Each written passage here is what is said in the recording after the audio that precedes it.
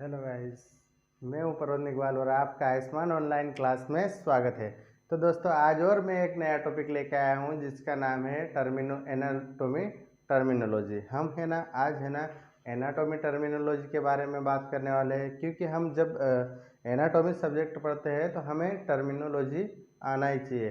क्योंकि हम नॉर्मली अगर हम किसी जानवर के बारे में बात करेंगे या फिर नॉर्मली हम किसी भी चीज़ के बारे में बात करते हैं तो आगे की चीज़ों को हम आगे ही बोलते हैं, पीछे की चीज़ होती है उसे पीछे ही बोलते हैं, दूर की चीज़ों को हम दूर बोलते हैं। तो हमारे एनाटॉमी में ऐसा नहीं होता है, क्योंकि हमारे एनाटॉमी में क्या होता है, हम जब एनाटॉमी पढ़ते हैं तो हम है ना एक विशेष टर्मिनोलॉजी यूज़ करते हैं जिसके माध्यम से हम आगे की चीज़ को बताने की कोशिश करते हैं, पीछे की चीज़ को अलग नाम से बताने की कोशिश करते हैं। तो हमें है ना टर्मिनोलॉजी आना ही चाहिए। इसलिए मैंने आपके लिए एक विशेष वीडियो बनाया है, तो आप इस वीडियो को ज़रूर देखें, ज़्यादा से ज़्यादा इसे लाइक करें और सभी मेरे दोस्तों से विनम्र निवेदन है कि आप मेरे चैनल को ज़्यादा से ज़्यादा सब्सक्राइब करें और शेयर करें।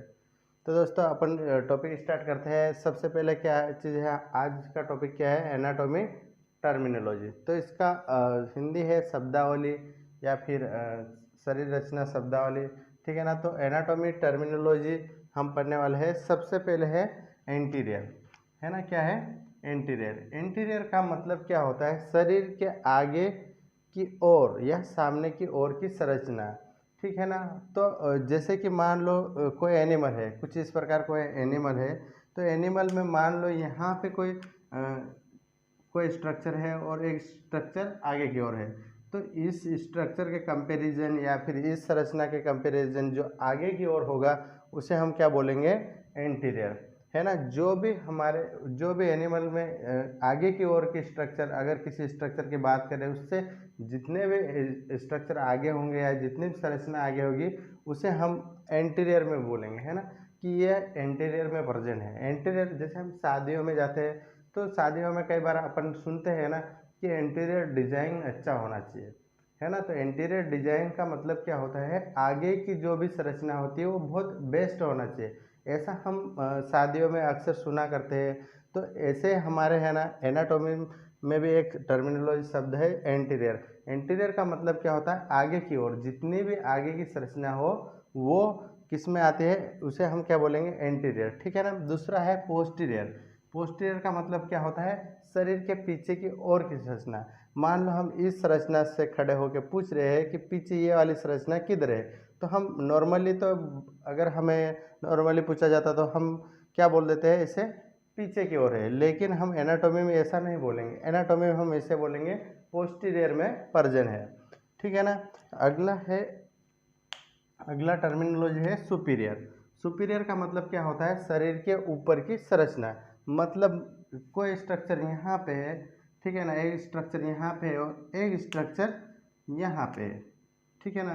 तो हम कंपैरिजन करेंगे, मैं यहाँ खड़ा होकर पूछ रहा हूँ कि ये वाला स्ट्रक्चर कहाँ पे है, तो ये नॉर्मली हमें ऊपर की ओर लग रहा है, तो हम नॉर्मली तो ऐसे बोलते हैं कि ये ऊपर की ओर है। लेकिन मैं अगर एनाटॉमी की लैंग्वेज में बोलूँगा तो ये कहाँ पे है, सुपीरियर, मतलब ऊपर की ओर है, ठीक है ना। सुपर ये कहाँ पे है, सुपीरियर में है, ठीक है ना। तो सुपीरियर का मतलब क्या है, शरीर की ऊपर की ओर की संरचना, ठीक है ना। इन्फीरियर का मतलब क्या होता है, नीचे, जस्ट इसके अपोजिट।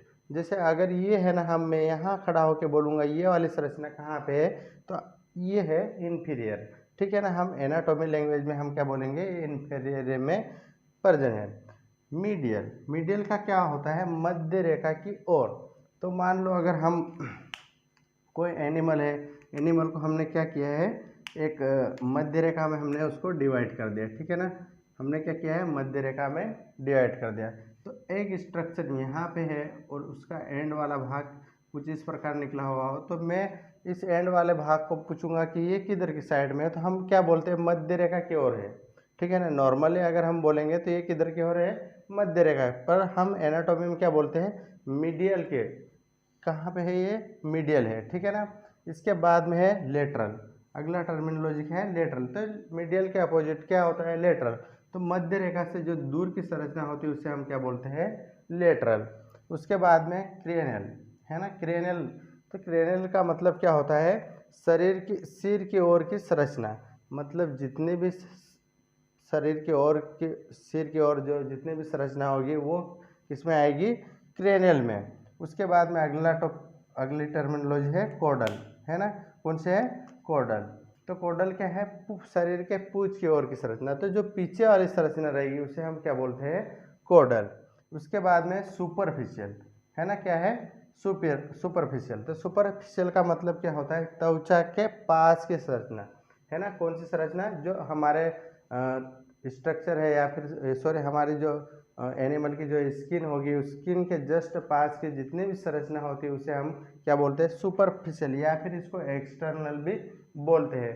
बहुत बार हम जब एनिमल के लिए हम अलग अलग प्रकार के लोशन या फिर क्रीम का इस्तेमाल करते हैं तो उस पर स्पेशल एक शब्द लिखा हुआ रहता है, ओनली यूज़ फॉर एक्सटर्नल या फिर ओनली यूज़ फॉर इंटरनल, ऐसा लिखा हुआ रहता है। तो सुपरफिशियल या फिर इसको बोल सकते हैं हम एक्सटर्नल भी बोल सकते हैं। लास्ट वाला है डीप, डीप या फिर इंटरनल, है ना, इसको डीप या फिर इंटरनल भी बोलते हैं। तो शरीर के अंदर की संरचना, है ना, जितने भी शरीर के अंदर की जितनी भी संरचना है उसे हम क्या बोलते हैं, डीप या फिर इंटरनल। अगली जो टर्मिनोलॉजी है वो 11वें नंबर की कौन से है, प्रोक्सिमल, है ना। तो प्रोक्सिमल का मतलब क्या होता है, प्रोक्सिमल हम किस में यूज़ करते हैं, अधिकतर हम बोन में यूज़ करते हैं। तो जितनी भी बोन होती है कुछ इस प्रकार, अगर किसी एनिमल की बोन है तो इस बोन में है ना जो ऊपर वाला भाग रहता है, ये वाला जो भाग रहता है इसे हम है ना प्रोक्सिमल के नाम से भी यूज़ करते हैं। लगभग लगभग है ना बोन में हम 80% इसी शब्द का यूज़ करते हैं। अगर हम किसी भी यहाँ ऊपर की जितनी भी संरचना होती है या फिर स्ट्रक्चर होते हैं उसे हम प्रोक्सिमल एंड पे या फिर प्रोक्सिमल वाले एंड पे जितने भी संरचना होती है उसका हम स्टडी करते हैं बोन में। तो प्रोक्सिमल शब्द का मतलब ये होता है कि प्रोक्सिमल शब्द बोन के अंदर ऊपर वाली जितनी भी संरचना होती है उसमें हम प्रोक्सिमल शब्द का यूज़ करते हैं। इसके बाद में है डिस्टल, है ना। तो डिस्टल है ना, डिस्टल का मतलब होता है नीचे की ओर, है ना। नीचे जितने भी अगर नीचे वाले भाग में बोन के अंदर नीचे वाले भाग में जितने भी स्ट्रक्चर होंगे वो हम क्या बोलते हैं, डिस्टल, डिस्टल में है। इसके बाद में है अगला टर्मिनोलॉजी 13वें नंबर का वेंट्रल। वेंट्रल का मतलब होता है पीठ के नीचे, मतलब अगर ये जानवर है तो इसका जो नीचे वाला भाग रहेगा वो पीठ के नीचे वाला, उससे हम क्या बोलते हैं, वेंट्रल। अगर ये केवल है ना हम नीचे और ऊपर शब्द कब यूज़ करेंगे, अगर जब हम सरफेस की बात करें, है ना। वेंट्रल डोर्सल हम तब यूज़ करते हैं जब हम किसी सरफेस की बात करते हैं। अगर हम किसी ऊपर और नीचे स्ट्रक्चर की बात करते हैं ना तो हमें सुपीरियर और इन्फीरियर शब्द का यूज़ करते हैं, है ना। सुपीरियर का मतलब होता है ऊपर और इन्फीरियर का मतलब होता है नीचे, है ना। तो सुपीरियर और इन्फीरियर हम अगर किसी संरचना की बात करेंगे तब यूज़ करेंगे, और अगर हम किसी सरफेस की बात करेंगे तो हम वेंट्रल और डोर्सल शब्द का यूज़ करेंगे।